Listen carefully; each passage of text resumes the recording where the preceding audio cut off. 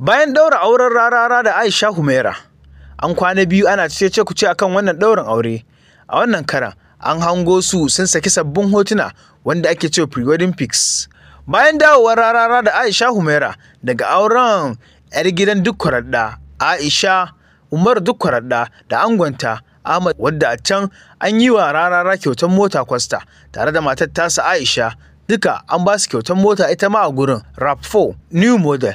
A wannan karan bayan da wasu da Katsina sai aka hango Rarara da Aisha Humaira sun saki hotuna zafafa, hotunan pre-wedding pics wanda ba su saka tun a baya ba kafin auren.